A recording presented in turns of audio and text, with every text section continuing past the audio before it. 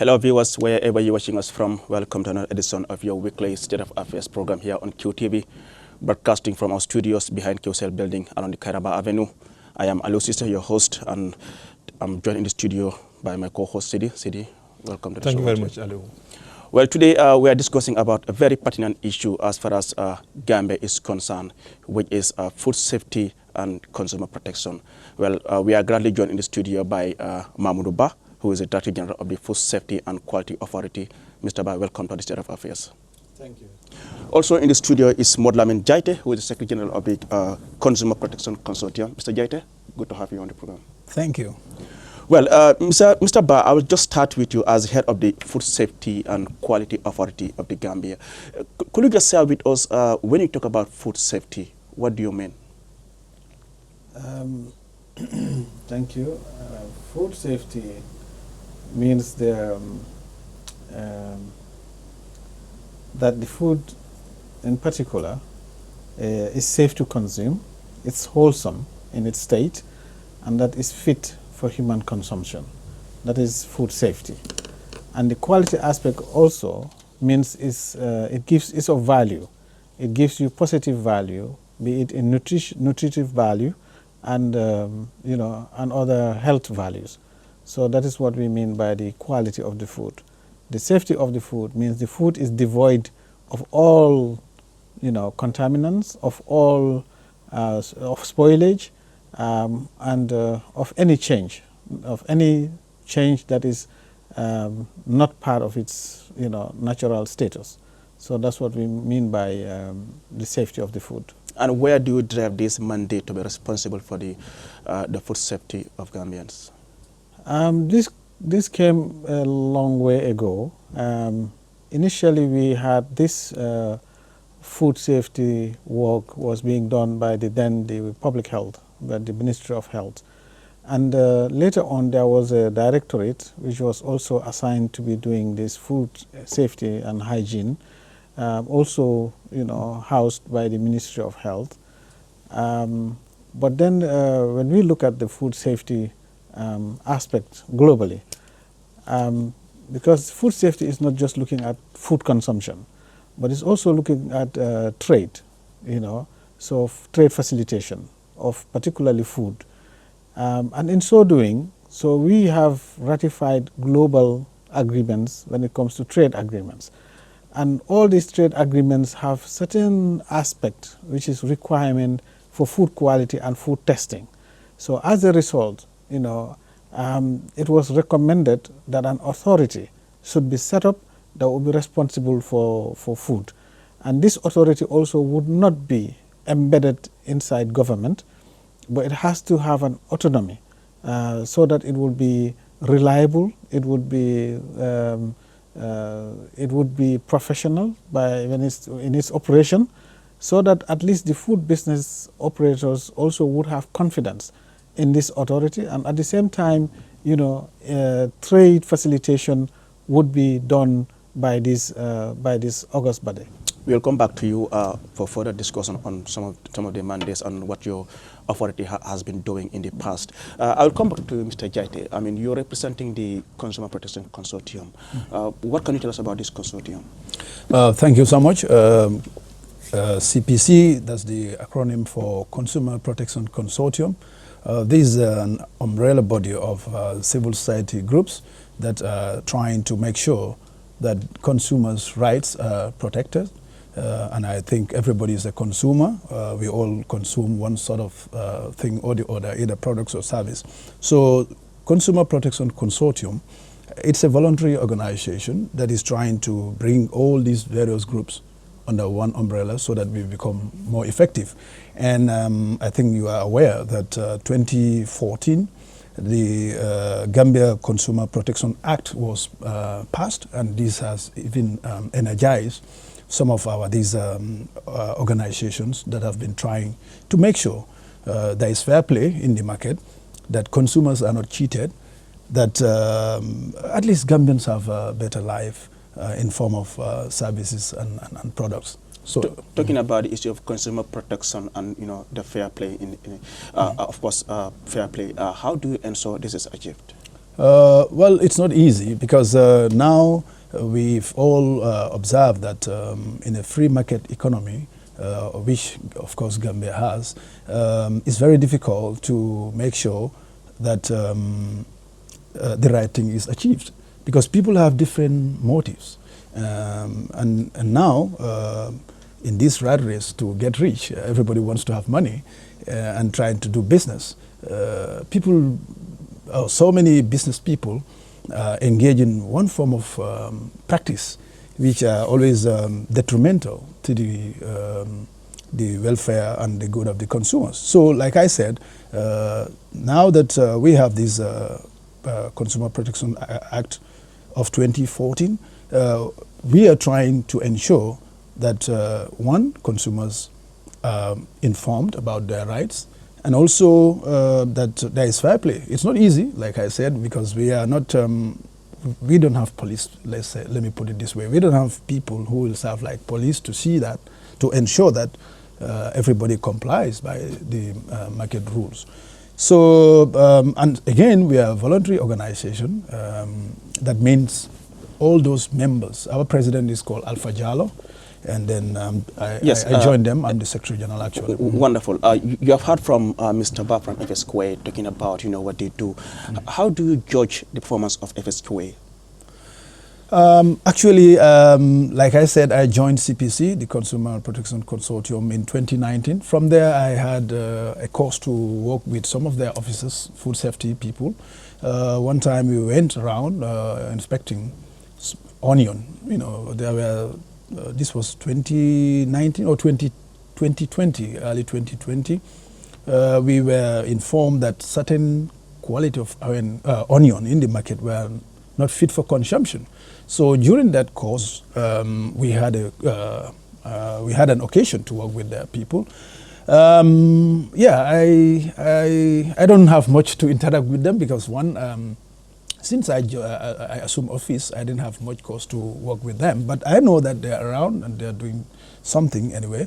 But all the same, I for one, I believe that we still have a long way to go in ensuring that there is quality food. But the question here is, how do you judge the performance of FSQA? Because in terms of their policies and all that, enforcement and all that, you should be working together. So you should be able to tell us how you judge their performance. Well, that's what I'm saying. It's not easy to judge someone. That's why I'm trying to be a bit economical. But personally, I can speak about my own feeling and mine. Fine, I, as Mamadou Jaite, what I'm trying to say here, it's my personal assessment. I think, well, they're around, they're doing some work, but they could do more, and they need to do more. Because from last year, when we were going around inspecting market, we discovered that sometimes there are a lot of expired foodstuff in our stock, in our markets. There are tendencies of having fake goods and substandard goods, even fake medicines. We've seen that in the market. And it's not easy, like I said, because sometimes with them too, some of them will say, yeah, we're here, we don't have the capacity, we don't have sometimes vehicles, to go around and make sure everywhere the real inspection is done. So personally, I will say that they need to do more. But it's not going to be easy to judge one institution. Fine, I have to find out all the conditions there.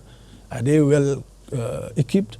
Do they have the capacity even to test certain things? But how long will it take you to do this thing? Yes. Since 2019. Yeah, that's what I'm saying. Like, when you talked about food, you need a lot of things to make sure that what you are assessing or inspecting is achieved. So one thing I can say about Gambians institutions, including food safety and other institutions, they're here.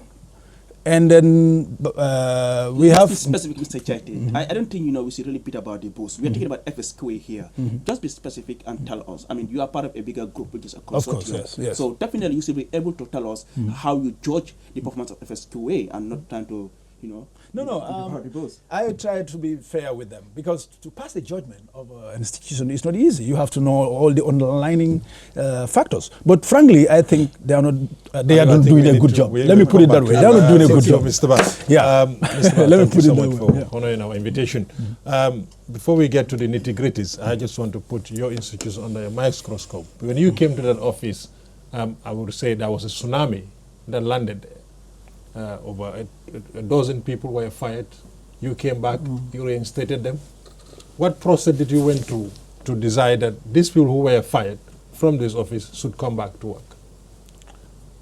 Thank you. Just before I answer that question, I just want to help Mr. Jaite a bit. I know Cisse put him in the corner, but let me just say this. The CPC have a seat in our board, in the board of directors. So all the things that we do in terms of policy and in terms of management, operations and everything is reported to the board, and they are part of the board. So, and they have a significant input in the work of food safety. So let me put it that way. So, and yes, we are in it together. Now, when it comes to the initial stage of my coming into FSQA, yes, it was a challenging time when I took over, but it's still challenging. I'm not saying that everything is okay now. It was challenging time, particularly when it comes to the human resource aspect of the institution. And for me, what I know is that the strength and the biggest strength of an institution is its human resources. That's the biggest asset. So when I found that scenario, we looked at it as management, and then I had to look at the processes in which this thing was conducted, and found out that, well, actually due process was missing. And as a result, I had to take this matter with all the justifications to the board of directors to revert that decision, so that at least everybody would be reinstated. And and I took the responsibility that since I'm going to be their manager, so I took that risk to say that I can manage them. So, and the board accepted that, and everybody was reinstated, except one who already had picked up a job somewhere, and but nevertheless he was paid for the time that he was fired up to the time that he got a job. So everybody else was paid their backlog. I mean, all the time that they were sitting from January to May, they were paid, and all their allowances were paid. So are you saying there was not due process done to fire these people? No, due process wasn't followed. No. Wasn't followed? No. What lessons had been learned from this? Well, again, there were so many weaknesses, and one of the weaknesses was that even the service rule, which should govern the human resource aspect of the institution, was in draft form. There was never a finalized or validated service rule. So the first lesson was, let's correct this, which we have done successfully. We now have a ratified and adopted service rule by the and also when you look at financial management, there should be a financial procedures manual. So, and again, we didn't have one. So I think there were so many lapses in the financial management, which we also have corrected. Now we have a new financial procedures manual, and which we are adhering to, adopted also by the board of directors. So there was the lack of, I think there was a disconnect also between governance and management. So those were some of the institutional structures that were quite weak when I took over. So, but lessons learned were there. So, and then we had to make sure that at least those lessons cannot be repeated in the future. Thank you. I think Ali will come. How about the policy governing the procedure at your office? Was this actually also looked at? Was it reviewed? Because there was a promise that it was going to be reviewed. Actually, again, we didn't have a valid policy. We had something that was a guiding policy in 2014, and that was also in a draft form. So we don't have a strategy plan, and I'm not ashamed to say this because that's the reality. I mean, let me pin it here. So you have an institution, yes, that's been set by an act of parliament. Yes. And you are telling us all these frameworks were in place. Yes, You put the cart before the horse. No. That's not the case. Because before you do any of these, you have to have a legal framework to do it.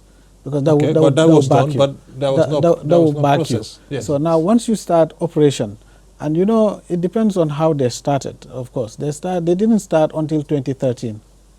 From 2011, the act was passed. I mean, the act was ratified, but operations did not start until 2013. That gives them the time to prepare all those frameworks. Well, no, there was no institution at the time. So, and of course, the institution prepares its policy and its strategy. So you cannot prepare a policy and a strategy for an institution. So you have to put up the infrastructure of the institution first, and then the structures, which are the operational structures and the human resource structures in place. And now, because that's where you look for the competencies that you need, and then you bring them together. Now they will formulate the policies, and then government will accept, okay, this is our policy, and then there's a strategy plan. I have to reinforce Aliu's question back again. Yes. You had a review, Yes. and in that review, there were recommendations made that you need to look at your operational policies, the policy framework. Yeah, Yes. But how far have that been done? No, that's going to be done in this year. We have it in our work plan and in our budget for 2021, okay. Because like I came in last year, and these are some of the gaps that were quite visible, because if you don't have a strategy plan, that means you are just doing things on haphazard and ad hoc. Thank you so much, Mr. Ba. Mr. Jette, let me come back to you. I mean, earlier on you spoke about what you have been doing, talking about poor onions in the market. Share with us, what have you been doing as a consortium over the years? Yeah, well, like I said, CPC is faced with a lot of challenges too. But before the challenges, tell us, what have you been doing? Yeah, okay, fine. One, we've been trying to sensitize all these actors, the civil society actors that are into consumerism, to bring them under one roof or under one umbrella. That's one thing. How do you do that sensitization? Yeah, one, we have training programs sometimes, and then also we try to use these government creation, which is called GCCP something. CCPC. Exactly, yes. Through that, because that one, it's another competition or consumer body that has some sort of financial muscle, and it's also a government creation, just like food safety, that can help us to bring all these consumer different groups under one roof. That's one thing we've been trying to do. And then also field visits. We go out into the market periodically with food safety, like I said, and sometimes with this Consumer Protection Commission members. We go around and inspect to make sure that one, expired foodstuffs are not sold in the market. Because here we discover that that's something that has been going on. And not only that, but last year, if you could remember, we with some young activists, we embarked on what is called Data Must Fall campaign. We discovered that many of these telecom, or some of the telecom companies have been engaged in cheating. And then it became so alarming that most of our members were calling, or some people were calling our offices and our members to complain.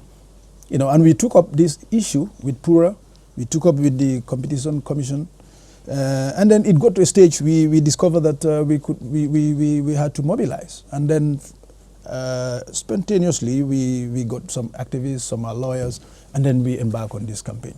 Okay. And through that, we managed to at least see some results.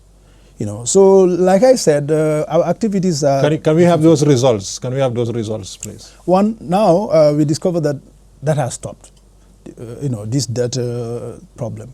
There was a lot of cheating going on with that. It has stopped? To some extent, at least. It has not stopped completely. Oh, not completely. It's not easy. Like I said... How do you know? Well, we have... do you know? Yeah. Well, we have a line of communication with certain people in PURA, with the Competition Commission body, because I may not able to say everything here, but we do have... Why not? It's No, a no, platform that- for you to say what is happening. No. Because we want to know, how do you measure your success? That's what I'm saying. One, Yes. I can And tell how you from often, authoritative... how often do you go out on field visits? Because all the time you used to be going out and know what is actually going on there. We do go. Yeah. How often do you go out? It's periodic. No, when you mean periodic, every 6 months, every 1 year? No. It can be even every 3 months. It can be. It can be. It depends on. It depends on. Let's say, okay, this year 2021. Have you been out, and how many times have you been out? Well, this year, yes, we went out once. Because let me tell you, the way we operate, we don't inform people that we are going out. No, I'm not saying make an announcement here that you're going out tomorrow. I'm saying how many times have you been out? That's what I'm saying. At least this year, from January to now, we made at least 2 outings. Okay. Where? 2 outings. Huh? Where? We were in Serekunda Market, we were in Brikama too, at CPC level. But sometimes we do go out with food safety guys. And sometimes with the competition commission body, like I said. Thank you. I will go to Mr. Ba Aliu. Mr. Ba, when you talk about your body, your institution, it talks about 2 fundamental, very important. That's safety and quality. How would you judge the safety of food that we consume in this country and the quality? Well, actually, we are not bad off, to be honest with you.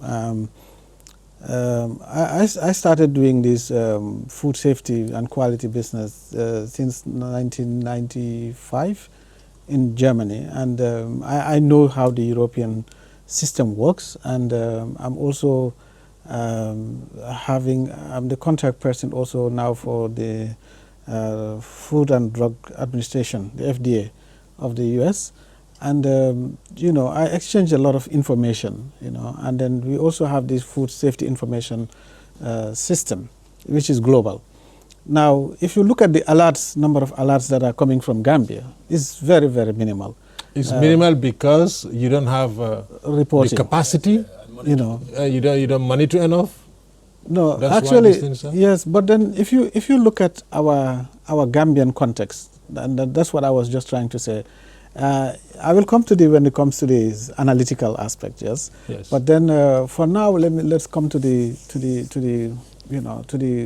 safety. To the safety and aspect and even the quality aspect of the food. Now, if you look at the food that is coming, one of the requirements is that you must have a certificate from a recognized body, food testing body, that the food that you are bringing to the country, and then it is analyzed and we know the results of it.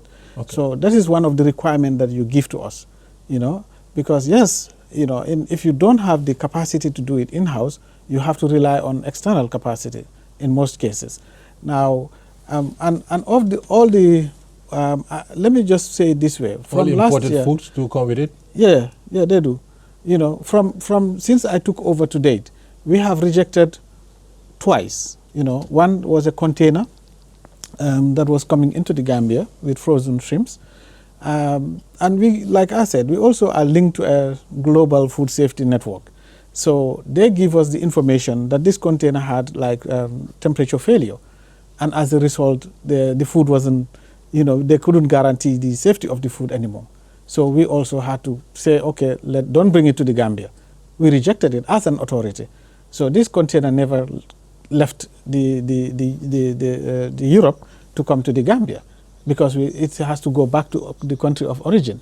So these are some of the things that we are capable of doing, and some of the things also on arrival at the ports, of entry, whether it is land port or the seaport. We have inspectors there, and these inspectors also do what they call organoleptic inspection. There are ways of knowing whether food has changed. Like I said, its wholesomeness has to be preserved. Just to get to that point, when you talk about capacity, are you talking about you don't have capacity for goods coming in, or you're talking about the local produce as well? Because when you go around, say for example, you drive around the coastal highway, how many meat sellers are there exposed in the air? A couple of weeks ago, we have the big Hamatan, wind that was going. The dust was all over the place. Yes. And these people are displaying their food outside, the meat, for example. Yes. So this capacity, is it missing from goods coming in, or is it missing even locally? No, I mean, when you say goods coming in and goods that are produced locally, there are 2 different things. I'm just talking about the goods that are coming in. Okay. But you talked about you don't have the capacity. So I didn't say that. Okay. I said we have food inspectors in every border. No, you're talking about when foods are coming here, like for No, example, the container. analytical. No, wait. Yeah, when I okay. said analytical, means Okay. when it comes to laboratory testing, you know, Okay. to look at chemicals, you know, and contaminants and certain things. You know, we will come to that. Okay. You know, just bear with me. All right. But then like I said, the organoleptic inspection, that is ongoing, because then we have to look at the wholesomeness, because these are also trained people on food safety, you know, trained in the Gambia and trained outside the Gambia. Those are the officers that we have in most of the border entry points. And when food is coming, they inspect the food. Every food coming is inspected and is certified. You understand? So in its certification, we have a green stamp. That means, okay, it's fit for consumption, so it's allowed in. And we have a red stamp that is for reject. So if the food is examined and it's not fit for consumption, then it's stamped red. That means it's rejected. It shouldn't enter the Gambia. So mostly they return it back to their countries. Then they can claim for insurance and others and others. So that's how it is happening. Now, when it comes to the local food that is being sold in the establishments and on the street, let me say this again. I will You come know, back to the local food, Mr. Ba. We will go for a short commercial break and we'll back you following State of Affairs on QTV.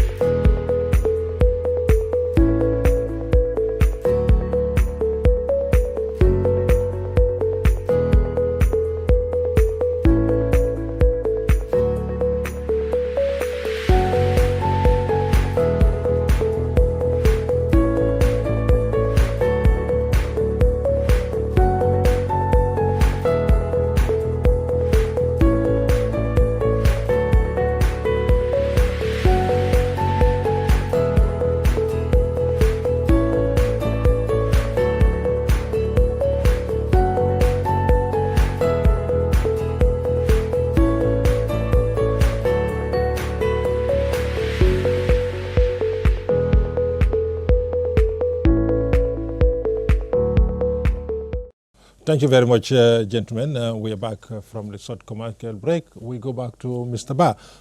You were talking about imported goods, and then we are moving to local foods now. Yeah, how safe is our food? Like I said earlier, when you go around the street, you see everybody is a meat seller now. And they are exposed out there. And the storage facility as well for this food, because you see they have these stores somewhere where actually there is no electricity supply there. And you see a broken fridge or freezer sitting behind them. And they have a bag of ice sitting in there. And that's how they will keep the food overnight. Yes, I mean, thank you. Again, have to look at the food chain value. It's from the processing, distribution, storage, selling, and processing. You understand? Means cooking, you know. So these are all part of the food chain. Now, you know, not all of the food value chain is perfect.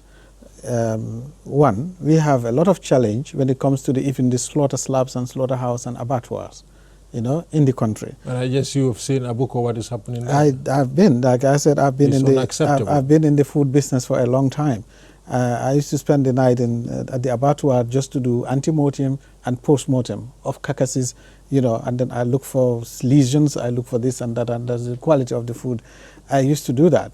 And of course, also, we don't do what we call the dripping. For example, when you slaughter an animal, when you finish slaughtering it, you have to leave it and hang it so that it drips. So that will add the quality of the food.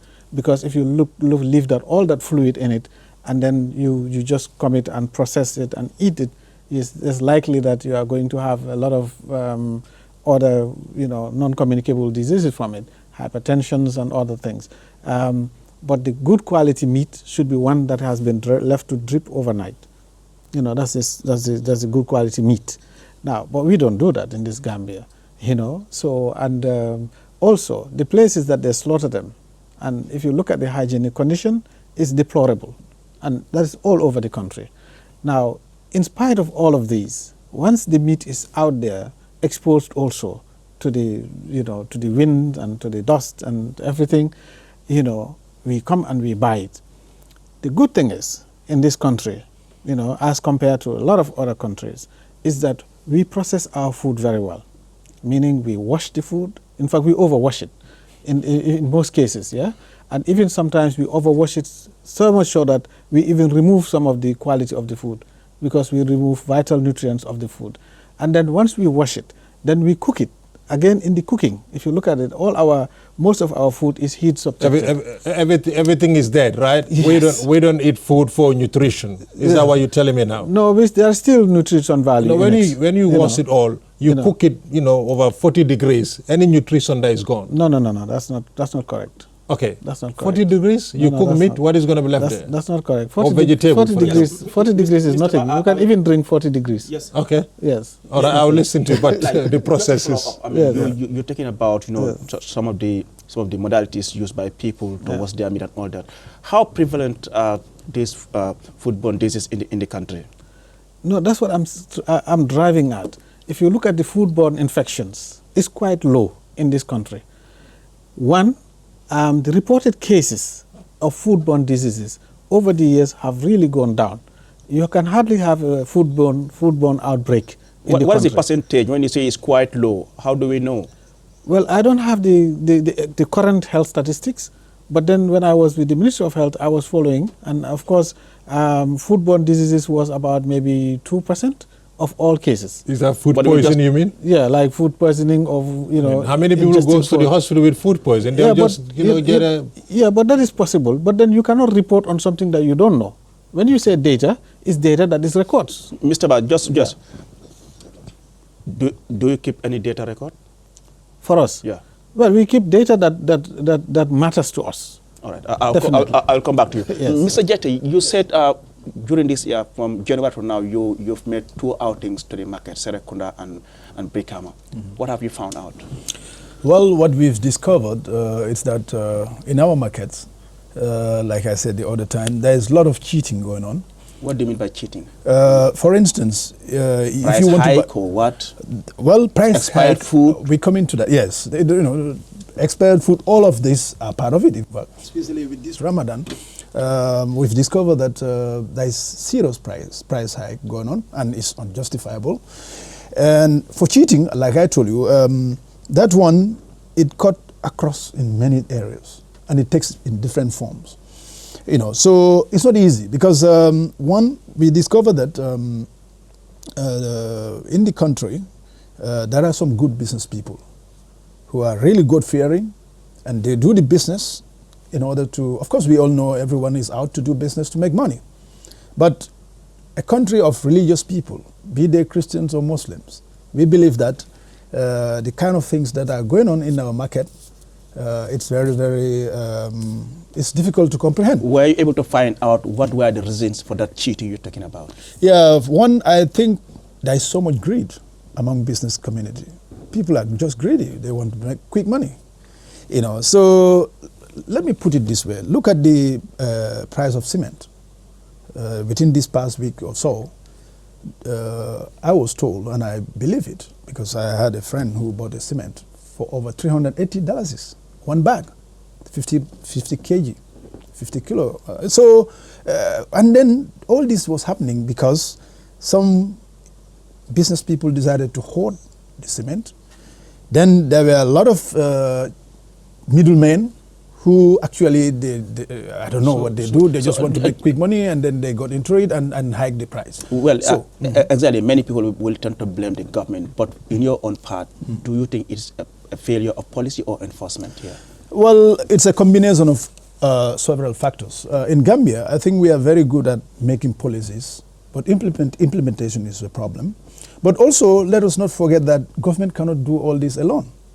It has to start with the people themselves. Including your consortium? Okay. Our consortium, we are trying, like I told you, we are a voluntary organization. What have you done? What have you done when you say we are trying? What have you done? I mean, actions. What actions have you taken? Having gone to the markets and found out that this is what you call cheating. Yes. What action did you take since then? I told you several things. I told you about the data campaign, and then that's about the telecom. And then last year when Corona started, But it appears does not make any impact. Hold on. No, this thing is a process. It's very delicate. You don't just jump and say, okay, it's not like a policeman going and arresting people like that. One, you have to do your homework well to get the facts. When you get the facts, you have to follow the laid down procedures. Mind you, this is a free market economy. There is nothing like our consortium can use to say, okay, you sell this, let's say a bag of cement for $300, so we're going to get you. We have to follow the law.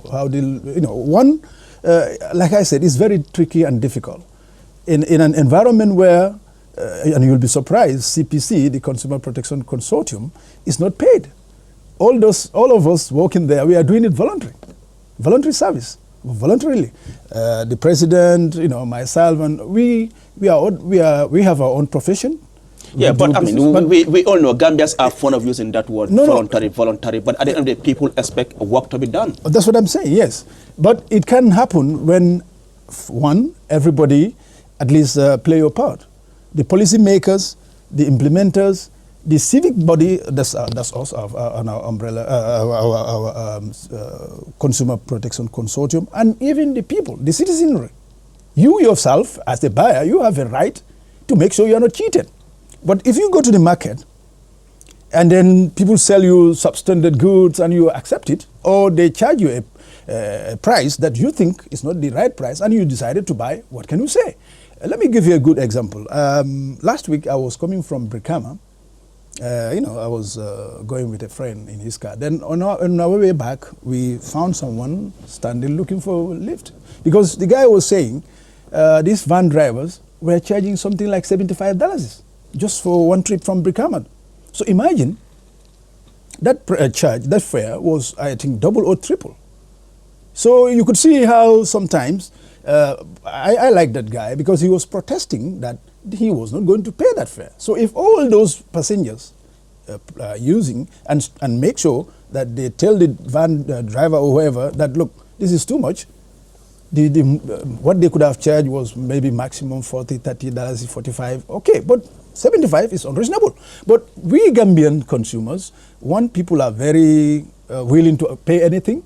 It's difficult, like I said. And secondly, there is serious problem of sensitization. Many consumers don't even know that their rights are being violated. Or if they know, they have this problem of where to report to. Or if you report to, what next to do? So all these things added together. Talk about sensitization. Wait, make our work very difficult. So right now... I mean, so you're not doing your job good enough. Well, you should be educating the citizens. That's what I'm saying. But look, I'm telling you, CPC has its own problems. What are and these problems? educating people, let me give you a good example. National Civic Education Council is here. They are paid by government, and it's a created body to sensitize people about their civic rights. How many Gambians know their civic rights? We're talking I'm just giving you an example. Now, if that big body giving millions has failed its duties, what do you expect from CPC? We haven't done any assessment to know whether they have failed or not. We are talking about your CPC. That's what I'm saying. Because it's all about the Gambians. I'm talking about the Gambians. You see, it's very difficult to get Gambians to be interested to know their rights. Okay, we'll stop there. We'll go to Mr. Ba. Mr. Ba, we talk about food safety. Nutrition is part of that. I just want you to help us here in terms of the consumption of sugar and salt in the Gambia, because these are two related as far as our health is concerned. Often you hear there are a lot of people with diabetes, hypertension, you name it. And all these things are factors. What we eat are factors. What we drink are factors. How do you see the consumption of sugar and salt in the country? I guess for sugar, like I said, the sugar that is coming to the country. Not only the sugar coming, but the sugar content in our in our food. We have kids probably drinking Coca-Cola and all these drinks with the content of sugar there probably is quite a lot. But then this is already labeled in the can, because that is we call, you have to have the nutritional facts of every that is contained food has to have. Every packaged food has a nutritional facts in it. That is by law. And if it doesn't have it, it doesn't enter this country. It will have it, but are you also out there educating the Gambian citizens No, I in terms think- of the consumption of sugar and No, salt that no, in their foods? then we'll be going out of our mandate. Okay. You know, because we are a regulatory body. You understand? So once we do that, perhaps we are entering into the mandate of NANA. That's the National Nutrition Agency. Okay. So that's part of their responsibility and role. Huh? So, but then what we are doing is to ensuring that we are a regulatory body, that the food that is coming here must follow certain criteria and must be of this standard. So that's what we are doing. You understand? So the rest of it, you know, that is left to the consumer. For example, because it's called selective consumption, you have to know what you are consuming, and for us, we say, for the consumer right to know, there has to be a proper labeling of the product, and this labeling should indicate A, B, C, and D. So now, if That's the consumer, including the date of production, the date of expiry. everything is there. Okay. Everything is there. You know, we have a whole law on labeling. You know, so labeling is part of our act. So it's there. So then, and once you do that, so we have fulfilled our role. Now it's left to the consumer to select whether I want to drink sugar-free or with sugar or with this, because it's all labeled. So then that is up to the consumer. That's consumer Mr. right. Ba, But so many with people high wouldn't read this thing. With high uneducated population, Yeah. most people will not read. All they do, they just go to the corner shop and get a can of Coke or a can of Fanta and just drink it. Yes. Advocacy groups like Mr. Jete here, what are you guys doing, and your institution as well? I know you want to save the buck to Nana, but you have a responsibility as well. No, With the quality comes in there. No, like I said, we are a regulatory body. Yes. Otherwise, we step out of our But the agenda. quality of the wait, food that yes, we that feed. is that is our responsibility, Yes. to ensure that the quality of the food is And the maintained. sugar content is quality. No, well, sugar content is part of requirement. For example, if we say a product must have from this micrograms or milligrams, you know, to these milligrams in per serving, for example, then, you know, that is standard. So for us, what we do, we implement that standard. You understand? You know, we put it into law, that is into regulation, and anybody who is bringing it must follow that regulation and must follow that standard. So that's what we are saying.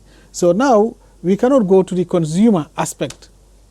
For us, we are supposed to protect the consumer from accessing unsafe food.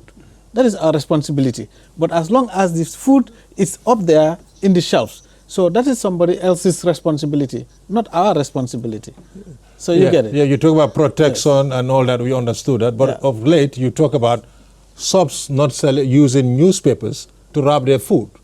Yes. Even this morning, I just have seen somebody walking in the street with his bread, you know, in a newspaper. Again, I will come back to my original statement, is that everything has to have a legal framework, otherwise it wouldn't work. But you make this understand? statement a while back. Yes, but then since that while back, we have Yes. not sat, but we have been doing the legal framework to get it done. When is this going to be in effect? Well, as soon as the legal framework is ready. We were hoping that even by January it would be ready and up and In running. last January or coming No, January? last January. Okay. Mr. We are Jete, do you hoping think that this in lack January of it would- legal framework is affecting your work as a consortium in any way? Well, to some extent, yes. Like I said before, we have something that helped us a bit. That was the Consumer Act of 2014, but it's not enough. And secondly, we need to do more. It's not just about CPC, but I think we need more collaboration and coordination of all these players so that people are better informed. And once people are informed, then they're able to take it up among the... Are you saying there's some proper coordination among the various actors? Well, what there you're is some saying? amount of coordination and collaboration, but still we could do more. And for some of the bodies, I think, yes, it's completely zero. You see, because it's not easy in Gambia to get different players to come together and achieve a common goal. It's not easy. I mean, You could Mr. see it from Jete, all Mr. sectors. Jete, you seem to be like one of our guests said here before, Maradona here. You seem to be dodging from making a commitment, making a Commitment, statement it's on more like- all these things. Anytime much can be done, much can... Can you just be specific? It's going to be difficult to be specific. For instance, let me give you a good example of these. So rights of you are consumers. happy, right? You're happy No, with I'm all not that? happy. Far Well, from then that. make a statement then. Well, look, I told you we are not happy when it comes to price hike. I told you when it comes to fake goods or substandard goods. But it's not easy because it's We're about talking the about attitude of people. Yeah, we're talking about food safety and Yes. quality. If Yes. I go to the market today, I want to buy a loaf of bread. Some are even selling their bread for $10. Okay. And look at the quality of that bread. That goes to both you and Mr. Ba. The quality of the bread. That's something It's very poor. let me tell you this. And these things are going on. 2018, 2019, or before I joined. I'm just talking about No, now. I'm just giving an example. Allow him to finish. 2019, that was an issue. We had to fight very hard. This Tapalapa, the local bread, these Andasa guys, I think this was when it started in 2018. The price of bread was picked by the government, and the bakery guys were not happy, the local bakeries. And they decided to reduce the size of this Tapalapa to a very small thing. And then we took it up with them, that's the CPC, and then we discovered that they too had their complaints, and they were trying to justify this. So at the end, we went to the government and to say, look, you know what, let's find a common ground, and so that everybody becomes a winner. Otherwise, if you push too hard, they will not even produce bread, and then people will go without bread. You remember 2019? I'm sure there was scarcity of bread or lack of bread. You talk about cheating, but there's a big cheating in these bakeries. Yes, that's what I'm saying. You see, cheating has to do with people's culture, I can say, and their beliefs. You are saying and if they stop making bread, let me tell you, bread. hold on, Sidi. Yeah, Mr. This is the fact of life in Gambia. People are cheating left and right. So it is culture for us to cheat. It isn't No, I'm not trying to justify. What I'm saying it's is a happening difficult. every day. Okay, all right, okay, Mr. Jete, allow me I to want comment. Mr. Ba to come on this. No, bread let me quality. not get me wrong. What I'm trying to say, let me make a point here. Yeah, okay. I will never justify cheating. I'm a Muslim and or a religious person. What I'm saying is difficult to fight when it is rampant. And then even you and I know. Imagine a 9-year-old child having a $10 loaf of bread and having it all together, eating it. It's gone. That is not a good bread. Mr. Ba, just let me comment here. I mean, answer we have seen in the past your personnel have been going out in the market, and then some arrests were even made. We heard of some shops were closed. What do you do with these offenders after finding out that perhaps they are selling unhealthy food? I think there are different aspects to enforcement. You're talking about enforcement. Let me give you one example. Somebody was selling, how to call it, deteriorated onions that were spoiled. So this consignment of onions came here, and then by the time it was coming, it was good, it was fit for consumption, but on storage, they got spoiled. The onions got spoiled.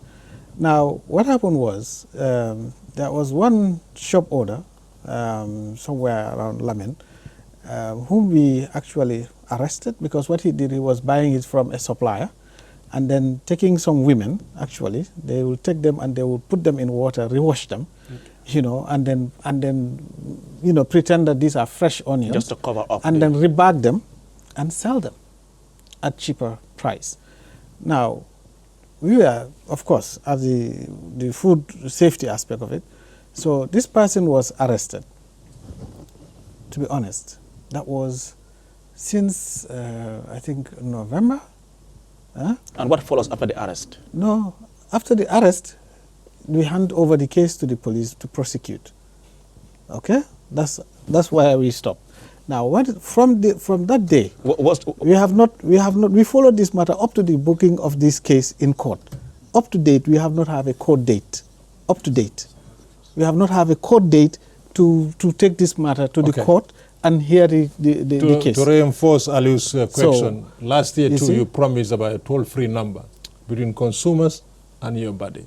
Yes. Is that available? No, now? that's available. But Mr. Ba, this appears so worrying. What does this tell? Yes. What does this tell? Having a case pending in the court still. What does this tell? That's Mr. what I'm saying. There are certain things that are beyond your control. There are certain things that are within your control. You take full responsibility. But there are some of the cases that are outside your control. That is outside your control. You got one case that you hand over to the police. Imagine you've got 100 cases you hand to the exactly. police. Means nothing is going to be done. So therefore, you have to be strategic in some senses. So you look at the severity, because that person, what he was done was both criminal and not only putting the consumer at risk, but even the women that were washing this and rebacking them, putting them also at health risks. You understand? So it was multiple crime. But So since then, since- have you handed any case to the police for prosecution again? No, but let me tell you that for the past 6 months or 7 months, to be honest with you, the cases, the food safety concerns have really gone down. You know, because I'll tell you an example. Right now, because when you have to act before you get to the end. Now, for example, in this Ramadan now, we have teams in all the major markets: Banjul, Serekunda, Birkama, and what's it called, Bakote. You know, because we know that around this time, that's the time they take most of these about to expire foods. Yeah, because the demand is high. Yeah, about to expire foods, and then the suppliers now will push it into the market, and if it goes maybe beyond a week, then it's already expired, and these people that are selling it would not even know that they are selling expired products. But because it was near to expiration, so this happened even in Europe. What we have the clearance basket, you know, Yeah. to be near to expiration, they push this to the clearance baskets because they want it to go. And that's how they call it, one tear. I mean, One tear, give or away yeah, and something all like that. yeah. Exactly, we call it clearance. Yeah. You know. Now, what these people are doing now is that every morning, every evening, Mr. they go Jati, there. now, thank you very much, Taba. Now, going forward, what will you describe as your biggest concern as far as this consumer protection is concerned? Well, like I said, the issue of fake. Remember, Fake consumers goods. are not only within the greater Banjul area. We have people as far as Basse as well. No, look, let me tell you, everybody is a consumer of one form of a product or service or whatever. You and I, your clothes you wear or the service you enjoy, everybody is practically a consumer. So that's why I told you it's not easy with CPC. Because the moment we try with the price hike, cheating, expired food stuff, some people will be talking about rent. Some are What is your complaining that major even concern rent- going forward, Yeah, Mr. can we Mr. just Jati? That's the specify? question. The major Your main concern right now, I told you, is price hike. Maybe Which is your not advice just- to FSQA. Okay, my advice to them is this: we need to collaborate more, all the players. I will say it again. Whether it's competition commission and consumer protection body there, the food safety, the consumer consortium, and all those bodies. Some are civil society actors, some are government created bodies. Of course, they are some amount, or they have some amount of autonomy. We should collaborate more, and we need to sensitize people, because that's where we'll gain strength. If people are properly sensitized, they know their rights. The moment they see any rights violation anywhere, then it will be helpful to monitor and then even prosecute. All right. Thank you so much, Thank Mr. you, Jati. Yes, Mr. Ba, this is your collaboration. For me, when I came, there is what we call a stakeholder forum, and it was very effective in the past. But when I came in, that wasn't functioning. So we have revitalized that stakeholder forum, and it's going to happen this year. I think 3 times in the year. Also, we have reconstituted the National Codex Committee, which will have also subsidiary committees. And all these committees are coming from the different, interest groups and professionals, you understand? So in food safety. We also have what we call the scientific committee, because the scientific committee would be also reconstituted this year. That will be looking at the scientific and the evidence-based aspect of food safety in the country. Sidi? In the next year, say in the next 12 months, what actually would be different? Major The change. big change, the big change, the big swing, if I can call it, that we will see in your authority. 30 seconds for that. Yeah, we are continuing. Yes. We are consolidating on the gains that we have already made, and the major things that we will achieve, and we are working very hard on it to achieve it, is to have a national food testing laboratory. All right. Thank you so much, Mr. Ba. Well, viewers, with that, we complete of this edition of the State of Affairs here on QTV. I was your host, Aliou Cissé, with my co-host, Sidi Cissé, and our guests were Mamoudou Ba, Director General of the Food Safety and Quality Authority, and Modlamen Jaite from the Consumer Protection Consortium. We hope you enjoyed this program. Do watch the repeat on Sunday at 10 a.m. Until then, thank you so much for watching, and Ramadan Mubarak.